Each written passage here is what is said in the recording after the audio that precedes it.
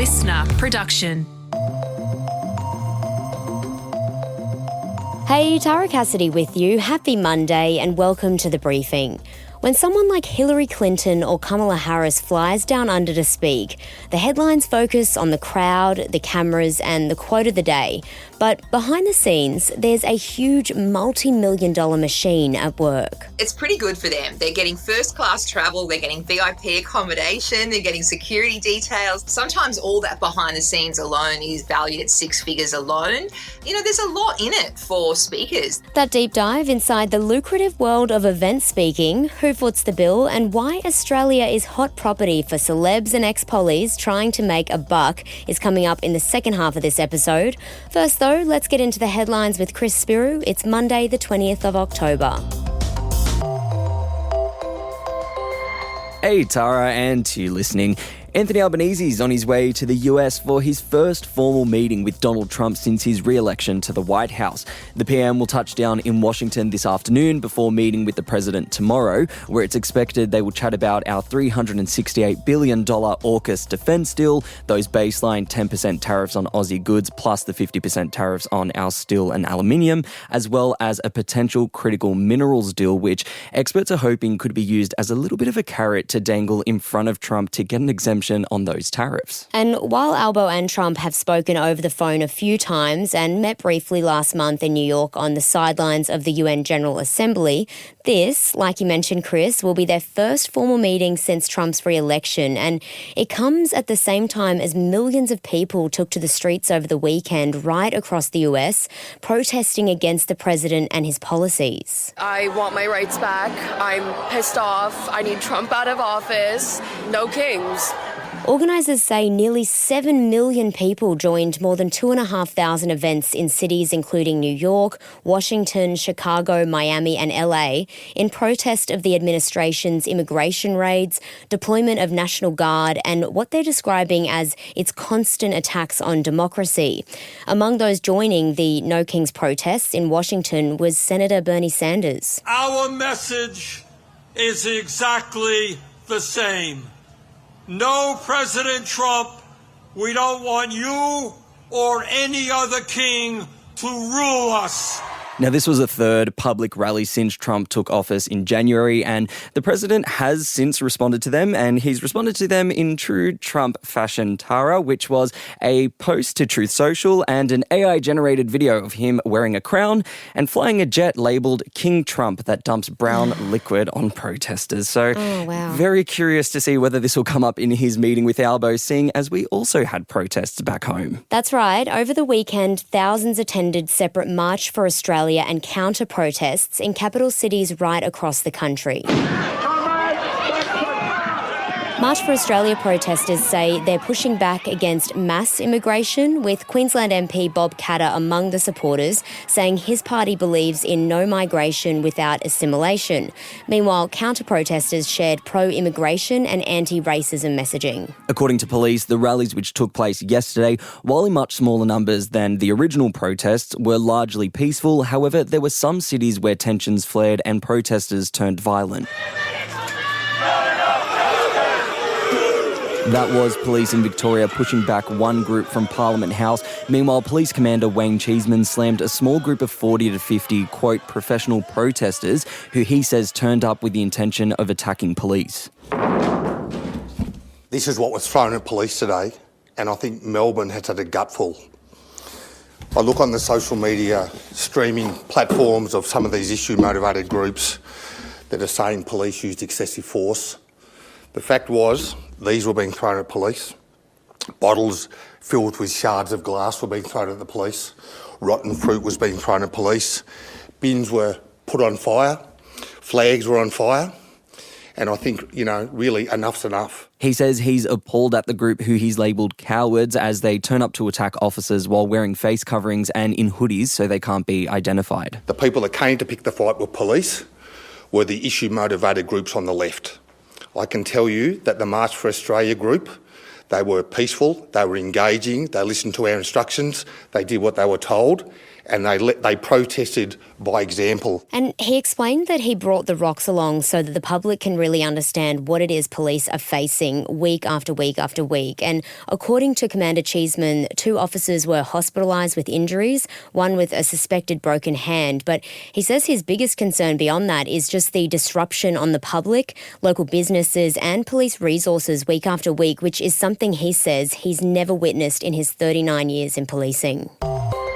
To Paris now, where a manhunt is underway for a group of thieves who broke into the Louvre and got away with what's been described as priceless jewellery.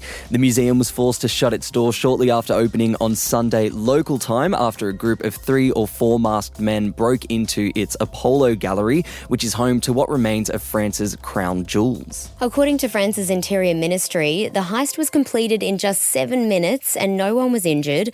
According to reports, the men used a mechanical ladder that was already set up outside for renovations to get to an upper floor where they broke a window to get in, and once inside, they used small chainsaws and angle grinders to reach the room they were targeting, with security experts warning the jewels could now be sold without much difficulty. The fear is that it gets broken up and sold because a consumer will have a very, very difficult time telling that, hey, this emerald came from, say, a crown. Now, it's believed that the offenders got away on motor scooters, with one stolen item already found, appearing to have been dropped as they made their getaway.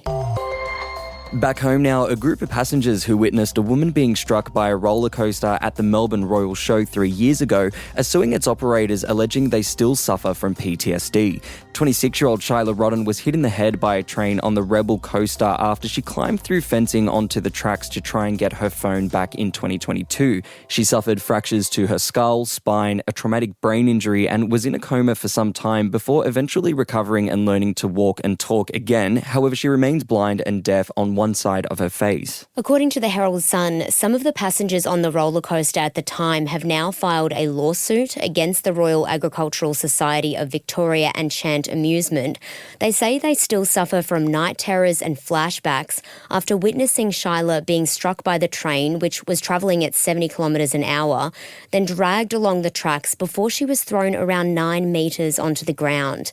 Now, siblings Chloe Jordan and Paige Loon and Chloe's partner Alexandra Petted say they saw blood, heard screams, and weren't told for over 45 minutes what had happened, and during that time they were left wondering if one of their loved ones had fallen from the ride and been injured. They also claim neither of the operators reached out to offer support and are now alleging in their lawsuit that they were negligent, failed to prevent Miss Rodden from going onto the tracks, didn't have proper signage and warnings, and staff paying proper attention. They claim they could have been killed in the incident. Now, this comes after Shyla Rodden filed legal action against the operators herself last year, claiming negligence and a breach of duty of care. WorkSafe investigations did look into this incident for nearly 2 years, but concluded there was no further action the operators needed to take.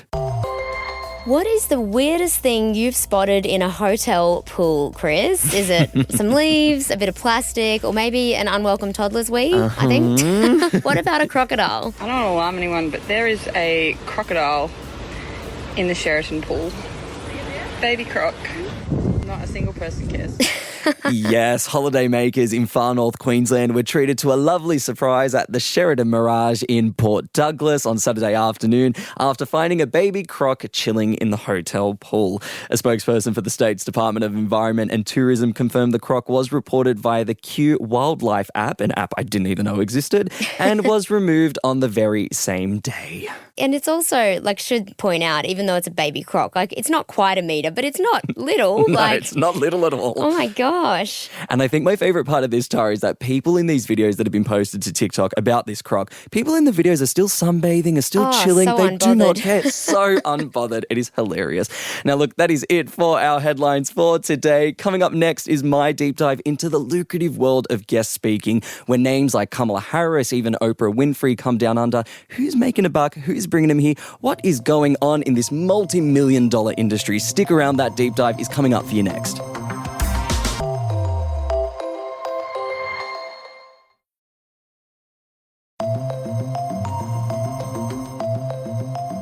Have you ever been asked to speak in front of a crowd, maybe at a mate's wedding, a birthday, or even a work thing?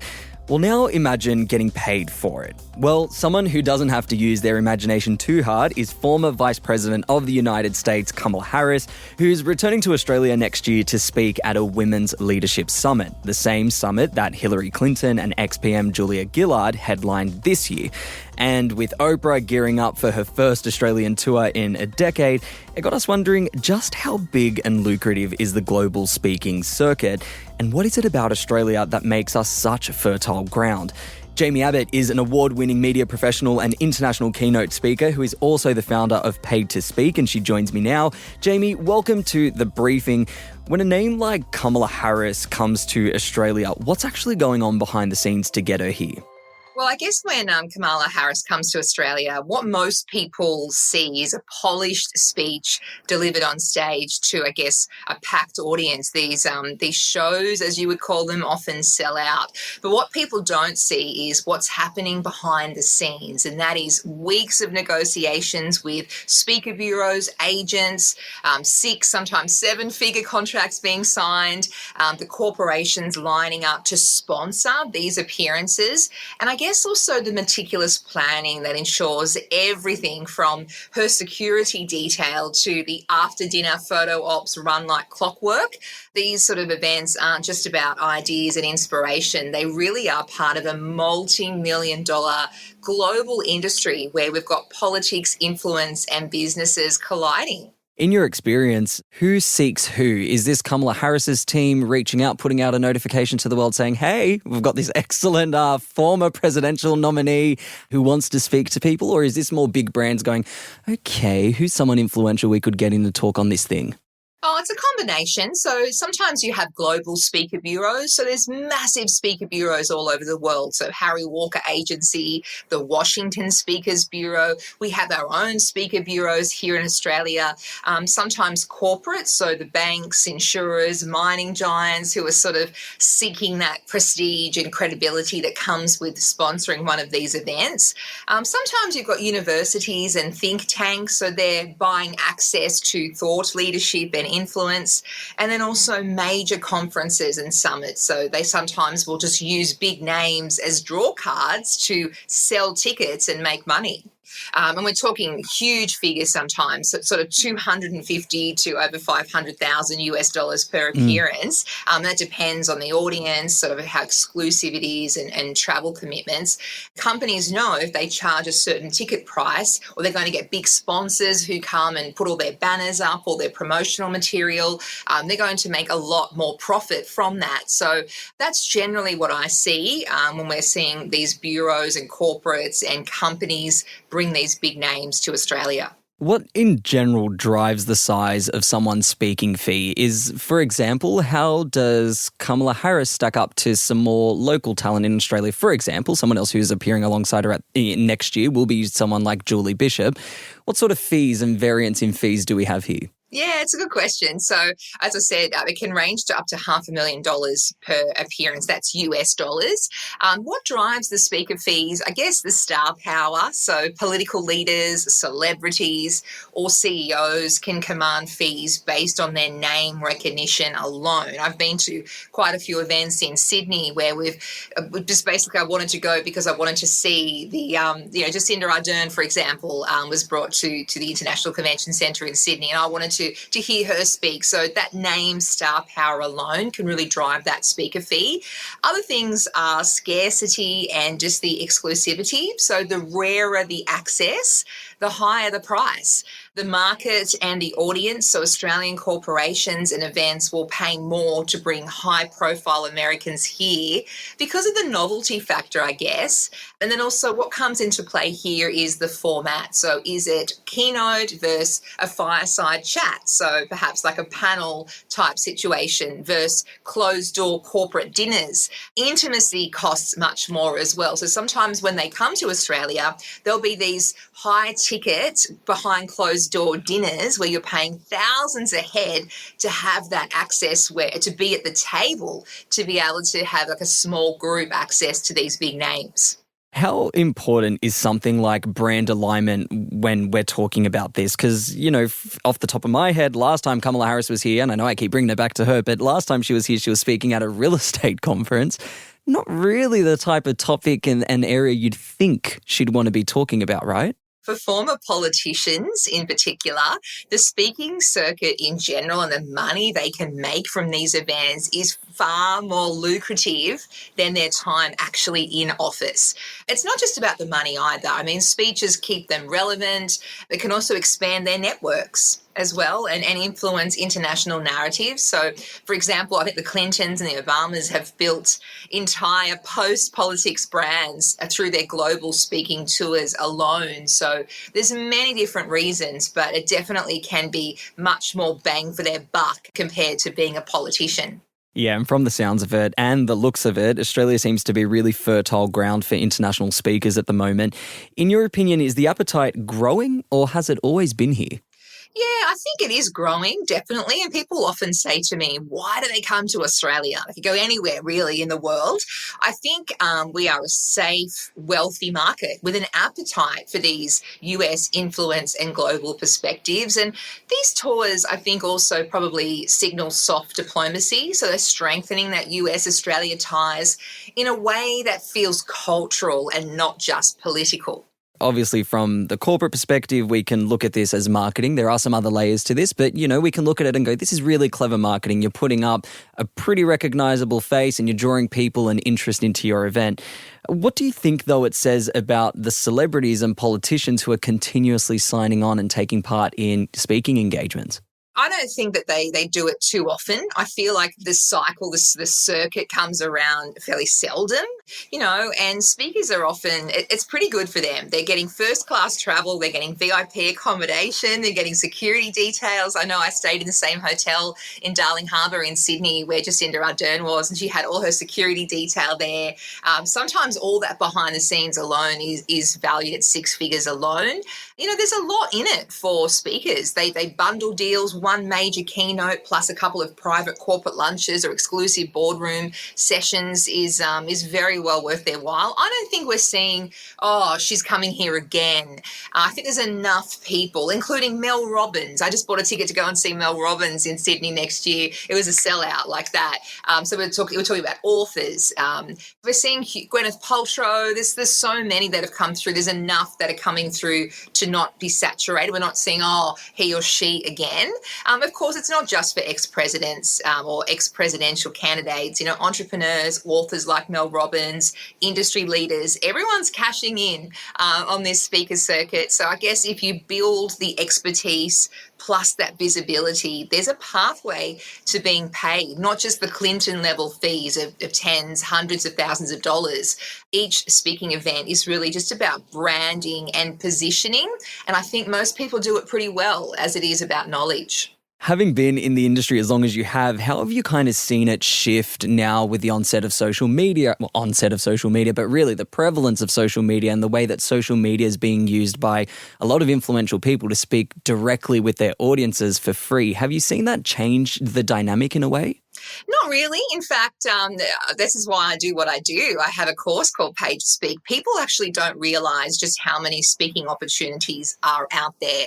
I'll often get off stage and a client will say to me, that was fabulous. Do you know anyone else that can speak at our next event? We don't care what they speak about, as long as they can inspire, educate, motivate, entertain the audience. Our budget is 10, 20K Australian. There are so many speaking opportunities out there. People don't realise it.